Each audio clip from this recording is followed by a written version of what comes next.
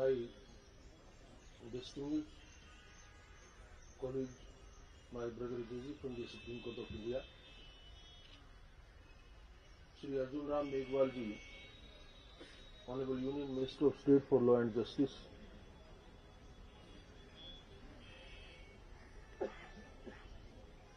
very distinguished Chief Justices and Judges from our neighboring countries, representing the jurisdictions of Nepal, Bhutan, Malaysia, Kenya, Sri Lanka and Mauritius,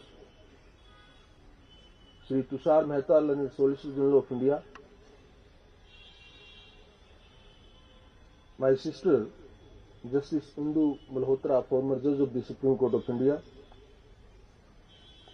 Mr. Vikas Singh, Senior Advocate and President of the Supreme Court Bar Association, Mr. Rahul Kaushik, Senior Advocate and Vice President of the Supreme Court Bar Association, Pragya Baghel, Secretary of the Supreme Court Bar Association, members of the Executive Committee of the Supreme Court Bar Association, Mr. Nikhil Vipin Nair, President of the SCORA, Supreme Court Advocates on the Code Association, Mr. Amit Sharma, Vice President, and Mr. Nikhil Jain, Secretary of the Association, Senior Advocates and members of the Supreme Court Bar, Secretary General, Registrars and other officers on the establishment of the Supreme Court. We also have among us the registrars and some senior officers of the visiting nations who are also present in this occasion. Ladies and gentlemen, friends from media, a very good morning to all of you. It is a genuine pleasure to be here today, and what makes it especially meaningful is that this is my first public address, as pointed out by Honorable Law Minister and Mr. Tushar Mehta both, since having taken oath as Chief Justice of India.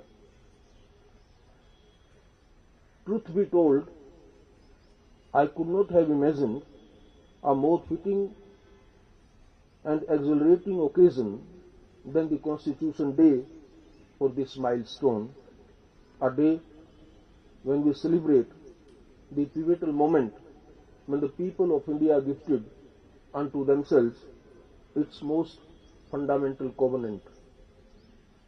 As I stand before you today, I must emphasize that the bar occupies an indispensable place in fortifying the rule of law and upholding the sanctity of our Constitution. Today, since I will be speaking in the afternoon event being organized by the Supreme Court, I thought that in the morning session I will confine myself to the role and the contribution made by the Supreme Court and other bar associations and our distinguished members of the bar from time to time.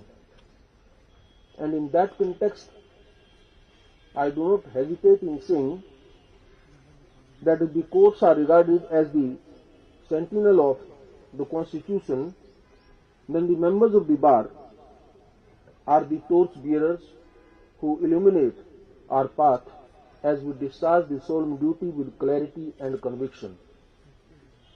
When we are called upon to pronounce on the constitutionality of a provision or to expand the ambit of another, it is the range of perspectives, the depth of readings, and the wealth of precedent that bar brings before us to marshal our understanding. Your scholarship allows us to approach each question with a more holistic vision, forming the very bedrock which constitutional jurisprudence steadily evolves. I believe that in this context, the Supreme Court Bar Association's own website offers a particular fitting line, one that I am certain you all have come across but just to refresh your memory, I am quoting what your website says. It says, and I quote, "From its very inception, the Supreme Court Bar Association has been the vanguard of the movement for upholding, maintaining and consolidation of the constitutional values of democracy, rule of law and the independence of the judiciary." Undoubtedly, across the many decades since the Constitution's inception, the judiciary has repeatedly acknowledged the indubitable role of the bar in safeguarding its virtues. One needs only to recall the evolution of the basic structure doctrine, shaped in no small measures by the erudition of Nani Palkiwala, a senior advocate and eminent jurist of this country, whose advocacy left an indelible imprint on constitutional adjudication. Legal behemoths such as M.C. Sittleward, with arguments of remarkable lucidity and salubrious depth, contributed to judicial transformation in the ways that continue to resonate. Even Dr. B.R. Ambedkar, K.M. Munshi, Aladi Krishna Swami Iyer, the principal architects of our Constitution, stood at one time as members of the bar. Our legal history is replete with such stalwarts, advocates whose intellect, integrity and persuasion have guided the trajectory of our constitutional jurisprudence and indeed the direction of the nation itself. Of course, our work and yours is far from complete, and we must all continue the journey begun decades ago. The bar in particular must shoulder an even deeper sense of responsibility. Constitutional adjudication cannot be seen merely through the lens of adversarial litigation, for its implications extend far beyond individual disputes. They shape the course of the nation itself. When I often speak about the invisible victims of the judicial system, it is my sincere belief that only bar can rescue them from such agony. Your perspectives matter profoundly, and the seriousness with which you engage in your craft directly influences the transmogrification of our constitutional future. In addition to assisting us in constitutional matters, it is equally vital that the bar collectively takes purposeful strides towards espousing the letter and spirit of our fundamental document. This includes providing legal aid to those who are vulnerable or living at the margins of the society, as well as aligning on oneself with the vision embodied in the directive principles of the state policy. Such commitments matter because when members of the legal fraternity undertake these obligations, they create a ripple effect, fostering genuine change within their communities and reinforcing constitutional value in everyday life.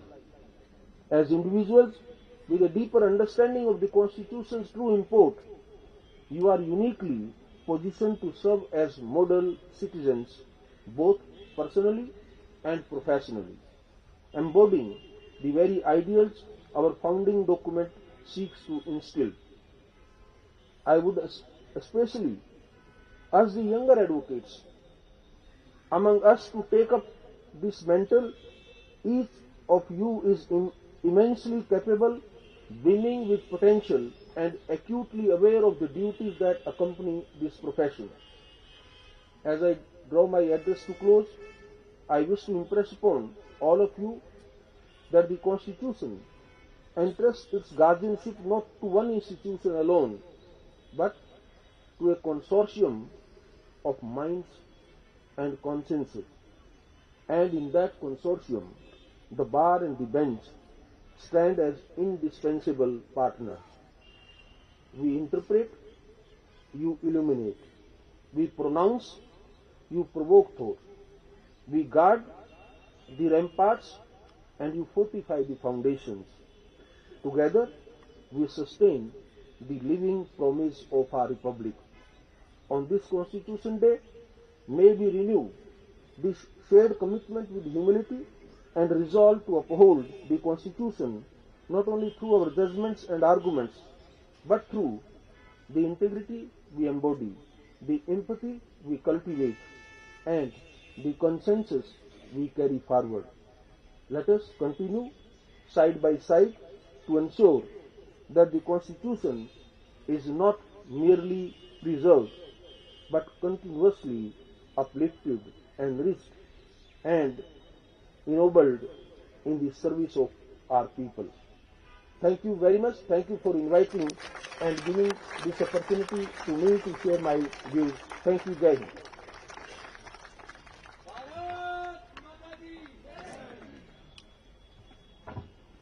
Thank you, sir.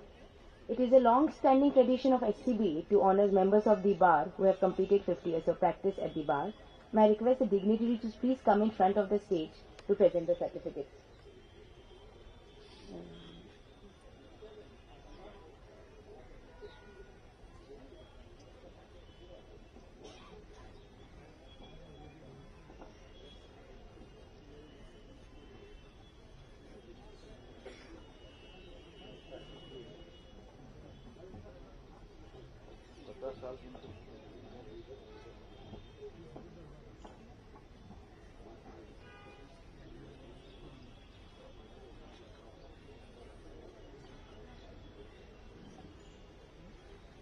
Now may I request Honorable Chief Justice of India to kindly present shawl and certificate to members as a token of respect.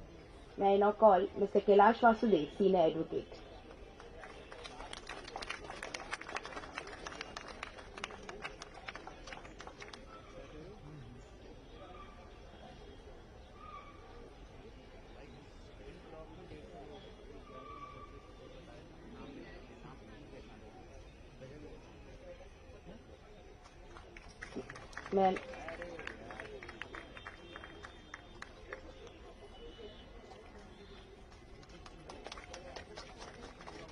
May I now request Mr. Rajiv Datta, Senior Advocate, to come forward.